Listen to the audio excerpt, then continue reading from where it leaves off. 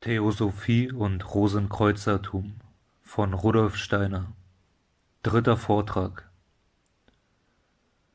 Ein Allerheiligstes im Menschen ist dasjenige, was mit seinem Selbstbewusstsein bezeichnet wird. Wer sich das in der richtigen Weise klar macht, der sieht ohne weiteres ein, dass mit diesem Worte Selbstbewusstsein eigentlich der Sinn des menschlichen Daseins ausgedrückt wird.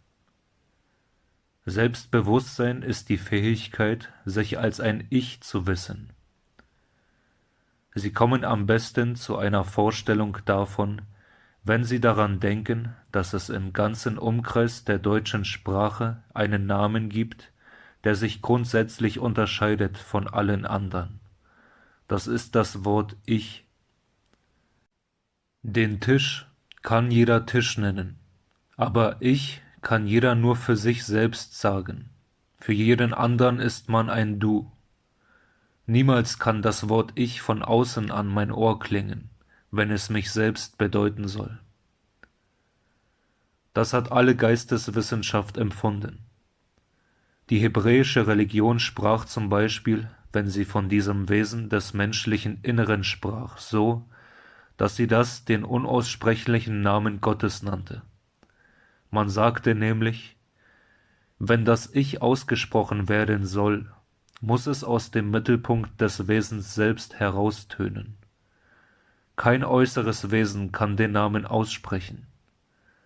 Es war daher wie ein Schauer, der durch die ganze Versammlung ging, wenn der Priester das Wort Jahwe, ich bin, der ich bin, aussprach.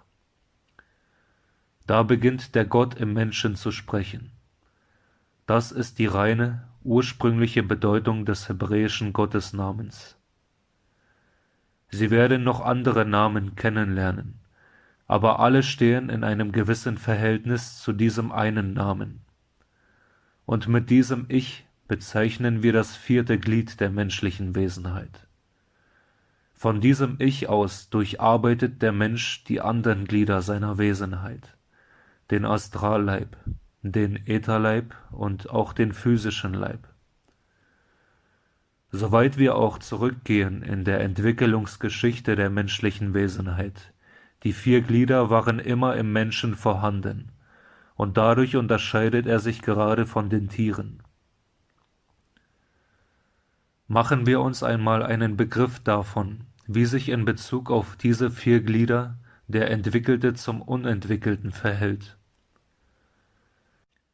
Betrachten Sie einmal daraufhin einen von den wildesten, der den anderen Mitmenschen noch auffrisst, mit einem europäischen Durchschnittsmenschen, und diesen wieder mit einem hochentwickelten, zum Beispiel Goethe, Schiller oder Franz von Assisi.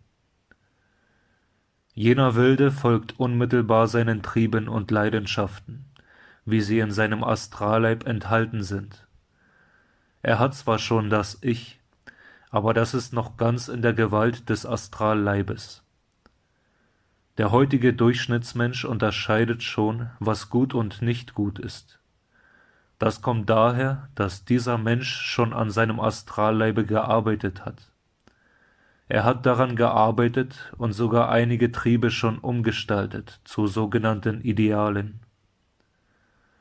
Eine umso höhere Entwicklungsstufe hat der Mensch erreicht, je mehr er von seinem Ich aus an seinem Astralleibe umgearbeitet hat.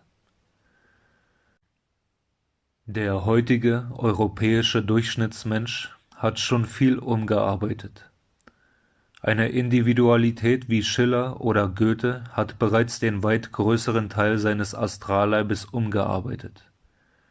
Ein Mensch aber, der alle Leidenschaften schon unter seinen Willen gezwungen hat, wie zum Beispiel Franz von Assisi, hat schon einen Astralleib, der bereits ganz umgearbeitet ist vom Ich. Es ist nichts mehr darin, was nicht unter der Herrschaft des Ich stände. So viel als der Mensch von seinem Astralleib derart umgearbeitet hat, so viel nennen wir sein Manas oder Geist selbst. Das ist das fünfte Glied seiner Wesenheit. Wir können also sagen, im Ich liegt der Keim zur Umarbeitung des Astralleibes in Manas, Geist selbst. Nun ist aber auch die Möglichkeit vorhanden, dass der Mensch nicht nur seinen Astralleib, sondern auch seinen Ätherleib umarbeitet, so dass das Ich auch Herr wird über den Ätherleib. Nur müssen Sie sich klar machen, dass dieses viel schwieriger ist und langsamer vor sich geht. Der Unterschied der Umarbeitung von Astralleib und Ätherleib ist folgender. Bedenken Sie einmal, was Sie mit 8 Jahren gewusst haben und was Sie seit Ihrer Jugend sich alles angeeignet haben. Der Träger aller dieser Umwandlungen ist der Astralleib. Er verändert sich also sozusagen tagtäglich ganz wesentlich durch alles das, was Sie an äußeren Eindrücken in sich aufnehmen. Anders aber ist es mit dem Ätherleib. Wollen Sie sich davon eine Vorstellung machen, dann stellen Sie sich Folgendes vor. Waren Sie mit 8 Jahren ein jähzorniges Kind, dann sind Sie wahrscheinlich auch heute noch manchmal jähzornig. Nur wenigen Menschen gelingt es, sich so zu verändern, dass sie auch ihre Gewohnheiten, ihre Neigungen, ihr Temperament, ihren Charakter umwandeln. Darin liegt durchaus kein Widerspruch mit dem oben Gesagten.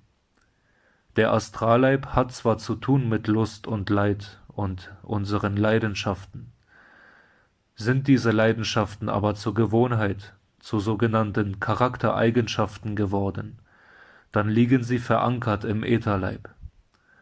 Und wenn wir solche Gewohnheiten umwandeln wollen, dann muss sich der Ätherleib umwandeln, denn dieser ist der Träger aller Gewohnheiten und Charaktereigenschaften. Ich habe schon öfter die Veränderungen von Astralleib und Ätherleib verglichen mit dem Gang des Minuten- und Stundenzeigers einer Uhr. Wir werden später von der Entwicklung des fortgeschrittenen Schülers sprechen. Ein solcher Schüler ist dies nicht im Sinne des gewöhnlichen Lebens, nicht einer, der bloß etwas lernt. Gewiss, ein solcher Schüler muss auch viel lernen, aber unendlich wichtiger als das Lernen ist dies oben geschilderte Hineinarbeiten in den Ätherleib, dass er es fertig bringt, Jähzorn in Sanftmut zu verwandeln. Gerade dafür gibt die Geheimwissenschaft dem Schüler die Anleitung. Eine hohe Stufe der Entwicklung hat derjenige erlangt, der es in der Hand hat, eine Gewohnheit, also eine Eigenschaft seines Ätherleibes, von heute auf morgen zu ändern. Eine solche Umwandlung des Ätherleibes muss Hand in Hand gehen mit dem, was der Schüler der Geheimwissenschaft sonst lernt. Aber auch wenn der Mensch nichts von einer solchen Schulung weiß, ändert er doch von selbst, wenn auch langsam und allmählich durch viele Verkörperungen hindurch seinen Ätherleib.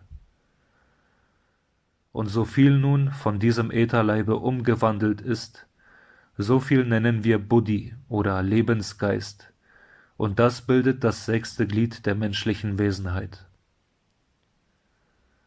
Dann gibt es noch die Stufe, die aber viel, viel höher liegt, auf welcher der Mensch auch lernt, in seinen physischen Leib hineinzuarbeiten und diesen umzugestalten. So viel er nun an Herrschaft über den physischen Leib gewonnen hat, so viel nennt man Atma oder Geistesmensch. Es ist das 7. Glied seiner Wesenheit. Atma hängt zusammen mit dem Worte Atmen, weil es der Atmungsprozess ist, von dem diese Umwandlung ausgeht. Was das heißt, bewusst seinen physischen Leib vom Ich aus zu beherrschen, davon macht man sich erst eine Vorstellung, wenn man bedenkt, wie wenig man eigentlich von seinem physischen Leibe weiß. Dieses Wissen hat nichts zu tun mit dem, was die heutige Anatomie über den physischen Körper zu sagen hat.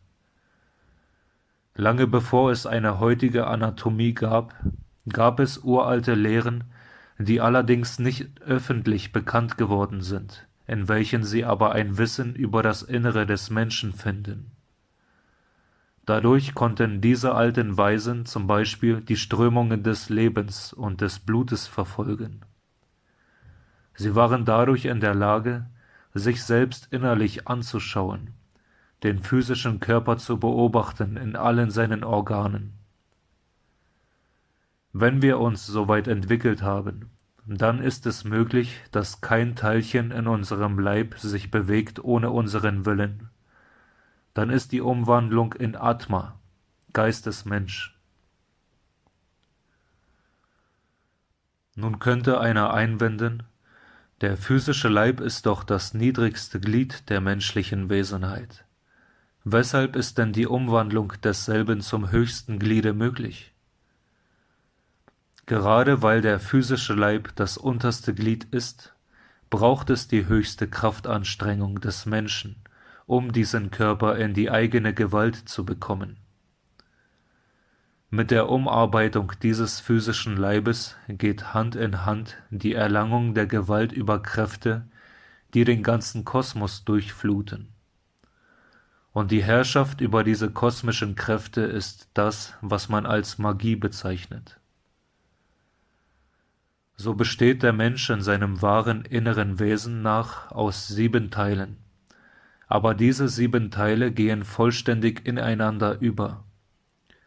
Man wird von dieser gegenseitigen Durchdringung aller 7 Teile sich nur dann eine rechte Vorstellung machen, wenn man sie vergleicht mit den 7 Farben des Regenbogens, die alle auch im Sonnenlicht enthalten sind. Wie das Licht aus diesen 7 Farben besteht, so auch der Mensch aus seinen 7 Gliedern. Nun wollen wir eingehen auf die Bedeutung dieser Gliederung für die Erkenntnis des ganzen Lebensweges des Menschen. Wir haben schon gestern gehört, welches die Natur des Schlafes ist. Im Bette liegt der physische Leib und der Ätherleib. Es dauert fort als die Lebensäußerung dieses Ätherleibes, Atmung und Blutkreislauf. Aber alles, was zum Astralleib gehört, ist mit dem Ich aus physischem Leib und Ätherleib herausgehoben. Im Tode tritt im Gegensatz dazu etwas anderes ein. Während in der ganzen Zeit zwischen Geburt und Tod der physische und der Ätherleib ein Ganzes bleiben, trennt sich im Tode nicht nur wie im Schlafe der Astralleib, sondern auch der Ätherleib von dem physischen Leib. Dieser physische Leib ist nun aber, erinnern wir uns an das gestern Gesagte, so kompliziert, dass er auf sich allein angewiesen zerfallen muss. Betrachten wir nun einmal mit hellseherischem Blick den Menschen unmittelbar nach dem Tode. Vor uns liegt lediglich der physische Leib, und darüber schweben Astralleib und Ätherleib. Da tritt nun unmittelbar nach dem Tode eine eigenartige Erscheinung in der Empfindung des so dahingegangenen Menschen auf. In dem Moment des Todes ersteht nämlich in dem Felde der menschlichen Erinnerung wie ein ausgebreitetes Tableau sein ganzer Lebensgang. Jede kleine, selbst die kleinste Begebenheit zieht in Bildern an ihm vorüber. Das kommt ganz naturgemäß daher, weil ja der Ätherleib neben der oben geschilderten Eigenschaft der Verhinderung einer Zersetzung des physischen Leibes auch noch Träger des Gedächtnisses ist. In demselben Moment, wo dieser Ätherleib seiner ersteren Aufgabe enthoben ist, lebt er sich ganz intensiv in diese zweite Aufgabe hinein. Da aber während des Lebens ein jedes Ereignis mit Lust und Schmerz, Freude und Leid verbunden war, infolge der Durchdringung mit dem Astralleibe, erlebt der Mensch jetzt, da sich ja auch der Astralleib von ihm gelöst hat, diese Erinnerungsbilder, das heißt sein ganzes verflossenes Dasein, ohne Empfindung, ohne Gefühl, wie in einem großen Panorama. Solange dieser Ätherleib mit dem physischen Leibe verbunden bleibt, ist das Instrument, dessen er sich bedienen muss, das Gehirn, etwas, was macht, dass unsere Erinnerungen nie vollständig sind. Nur Bruchstücke der Lebenseindrücke behalten wir in der Erinnerung. Daran ist die Mangelhaftigkeit dieses physischen Gehirns schuld. während sich im Moment der Befreiung vom physischen Gehirn dieser Ätherleib an alles erinnert. Ein Analogon zu diesem Zustande findet sich schon im gewöhnlichen Leben beim Schock, den man zum Beispiel im Augenblick des Ertrinkens, des Abstürzens usw. erfährt. Das rührt ganz einfach davon her, dass in einem solchen Augenblick der Ätherleib gewaltsam gelockert wird vom physischen Leibe, was auch zum Beispiel in leichterer Art beim Einschlafen der Glieder geschieht, auch bei der Hypnose, bei welcher der Hellseher den Ätherleib zu beiden Seiten des Kopfes heraushängen sieht. Die materialistische Physiologie wendet ja ein, dass eine materielle Veränderung im Blute da vorliegt, aber das ist eine Verwechslung von Ursache und Wirkung. Das erste Schicksal des Menschen nach dem Tode ist also dieser Rückblick auf das verflossene Leben, der verschieden lang ist und durchschnittlich etwa 3,5 Tage dauert. Dann kommt eine Art zweiten Sterbens, in dem sich das Ätherische vollkommen auch vom Astralleib löst und dann eine Art Ätherleichnam zurückbleibt. Dieser Ätherleichnam löst sich sehr bald, wenn auch bei jedem Menschen verschieden schnell, im allgemeinen Weltenäther auf, jedoch nicht vollständig. Eine Art Essenz aus dem verflossenen Leben bleibt, die das Ich mitnimmt und die ein unvergängliches Gut ist, das dem Menschen verbleibt für alle folgenden Verkörperungen. Nach einer jeden Verkörperung fügt sich gleichsam ein neues Blatt zu den vorangegangenen. Man nennt das in der Theosophie den Kausalkörper, und in der Qualität dieses Kausalkörpers liegt die Ursache dafür, wie sich die späteren Verkörperungen gestalten. Nun ist der Astralleib allein. Wie unterscheidet sich dieser Zustand vom Schlaf, wo er ja auch aus den anderen Gliedern, dem physischen und Ätherleib herausgetreten, wo er also auch allein war? Die Kräfte, die er im Schlaf verwenden musste zur Ausarbeitung und Ausbesserung des physischen Körpers, die sind dadurch, dass dieser physische Körper definitiv abgelegt ist, frei geworden. Die verwendet der Astralleib jetzt für sich und wird sich dessen bewusst. In diesem Eigenbewusstseinszustand macht der Astralleib jetzt eine Zeit durch, die Sie sich am besten klar machen, wenn Sie folgende Erwägung anstellen. Denken Sie einmal an den Genuss einer leckeren Speise. Der Mensch genießt sie und hat seine Lust an diesem Genusse. Dieser Genuss setzt nicht im physischen, sondern im Astralleibe.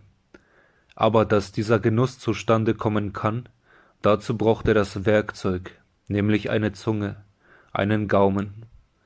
Also liefert der physische Leib das Werkzeug für die Genüsse des Astralleibes. Wie ist das nun nach dem Tode, wo doch dieser physische Leib abgeworfen ist? Das Instrument, der Vermittler des Genusses fehlt, nicht aber hat der Astralleib die Sehnsucht, das Verlangen nach dem Genuss verloren. Stellen Sie sich einmal möglichst lebendig diesen Zustand vor. Es ist ein Zustand, wie ihn etwa der Durstende in der Wüste empfindet. Nach dem Tode wird eben der Astralleib die Begierde noch haben nach Genuss, und zwar in dem Maße, wie er es von dem verflossenen Leben her gewöhnt gewesen ist. Darum also ist für alle Menschen diese Zeit nach dem Tode eine Zeit des unbefriedigten Verlangens. Diesen Zustand nennt man Kamaloka. Kama bedeutet Begierde, Locus Ort. Es ist der gleiche Zustand, den wir geschildert finden in zahlreichen Mythen, zum Beispiel in den Qualen des Tantalus oder im Fegefeuer. Natürlich ist dieser Zustand nicht nur ein qualvoller. Qualvoll ist er nur so lange, bis sich dieser Astralleib das Verlangen nach Genuss abgewöhnt hat. Je mehr also der Astralleib hier im physischen Leben Bedürfnisse hatte, umso länger dauert dieser Zustand. Daraus können Sie aber schon entnehmen, dass je nach der Qualität der Bedürfnisse, die ein Mensch im verflossenen Leben gehabt hat, nicht nur Qualvolles, sondern auch unter Umständen etwas sehr Gutes und Angenehmes dem Astralleib im Kamaloka begegnen kann. So zum Beispiel erlebt er dann angenehm eine jede Freude, die er an der schönen Natur gehabt hat. Um diese Freude an der schönen Natur zu genießen, müssen wir zwar Augen haben zum Sehen, aber Schönheit ist etwas, was hinausgeht über das Physische, und deshalb ist auch im Kamaloka-Leben dieser Zustand die Quelle erhöhten Genusses. Solche Dinge sind die Ursachen von den großen Freuden und wundervollen Erlebnissen auch während der Kamaloka-Zeit. Diese Zeit kann sich also der Mensch schon verschönern, wenn er sich frei macht vom Kleben an rein physischen Genüssen. Wenn Sie das bedenken, werden Sie manches im Leben verstehen, zum Beispiel in Bezug auf alles, was Kunst heißt.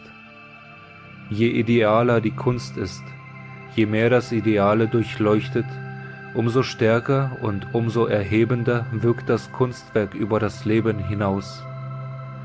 Ihr Element ist das Geistige. Nur die materialistische Kurzsichtigkeit hat zum Naturalismus in der Kunst geführt. Nach dem Durchleben dieser Kamaloka-Zeit sind wir also an dem Punkte angekommen, wo der Mensch sich alle seine materiellen Genüsse abgewöhnt hat. Und dieser Zeitpunkt bedeutet das Durchmachen eines ganz neuen Zustandes. Da legt die Seele nun auch alles das vom Astralleib ab, woran der Mensch, das heißt das Ich, noch nicht gearbeitet hat. Und diese nun abgelegte Astralhülle ist somit der dritte Leichnam, den der Mensch dann zurücklässt.